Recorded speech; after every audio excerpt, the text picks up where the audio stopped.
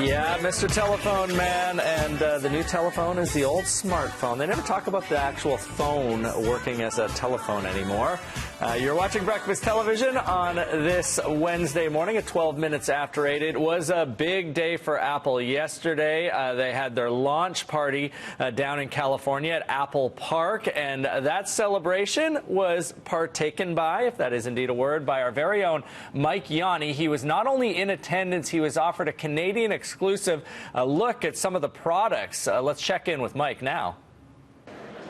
Well, good morning, Michael. As you can see, I'm right in the thick of things here at Apple Park. People behind me are crowding around tables to get their hands on the brand new Apple products. The fall event for Apple is typically the largest of the year, and this year is no different. No real big surprises this year, but Apple did announce a bunch of new hardware, so we're going to jump right in and start with the new iPad.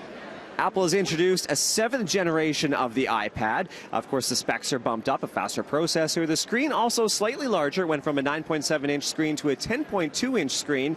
On top of that, you also have compatibility now with the Smart Keyboard and also with Apple Pencil.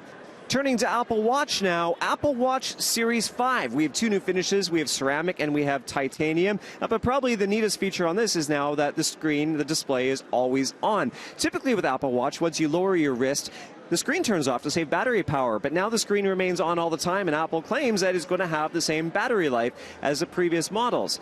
On top of that, you also have a built-in compass, so you can now get directions and even your elevation right on your Apple Watch. But of course, iPhone always tends to steal the show, and right now I've kind of managed to sneak my way in here to get hands-on with the iPhone 11. Here it is. Apple has made a number of improvements on this, including making the glass stronger, more water-resistant. The processor is faster, but when I turn it around, this is when you're going to notice the biggest difference right there. We now have a dual camera system on the back. There is a wide-angle lens and a ultra wide angle lens, so that kind of gives you more opportunities to take some unique photos. On top of that, Apple's introducing night mode, so now you can take pictures and photos in low light settings, and it uses AI to increase the level of detail that you normally wouldn't see. So that is an interesting as well. So you might be wondering, okay, so what's the difference between the iPhone 11 and the iPhone 11 Max? I'm going to show you now what the Max looks like. Some slightly different colors, but also on the back you will now see 3 cameras. Not only is there the wide-angle lens, the ultra-wide-angle lens, there's also a telephoto lens. So that even opens up more possibilities, so you can actually zoom in closer as well as zoom out. So it gives you more range to take those photos. It also has, of course, night mode on it.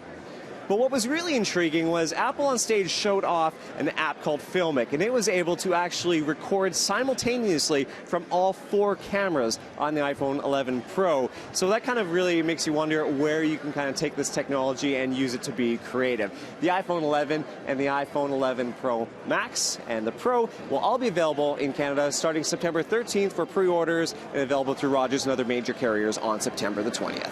Oh, and I almost forgot, Michael, I wanted to quickly mention this other feature that seemed to get the biggest round of applause here at the Steve Jobs Theater, and that might just kind of show the sign of the times. The front-facing camera, the selfie camera, can now shoot slow-mo, so now you can shoot slow-motion selfies, or as Apple coined the term, slofies. And I would demonstrate it for you here in the Steve Jobs Theater, but there's no wind to blow through my hair here. So I actually can't wait to see some of the slofies that you create when you get your hands on one of these devices. Yeah, my slofies, Mike, are going to be absolutely unbelievable. I have to grow out the hair, as do you. Thanks so much. Unbelievable that it got in there and got that access. Another big item that came out of that was the $5.99 access per month. That'll be the cost of the Apple version of Netflix. So undercutting Netflix with that service. So they're hoping it will take off. Cool. Yeah. Just another thing to buy, Russ. Pretty soon, all of these streaming services are going to be as expensive as cable. Well, let me ask you, Michael, are you the kind of guy that would line up and get the latest phone that's out there, or are you rocking like a 5-year-old phone or something? 5-year-old phone, buddy.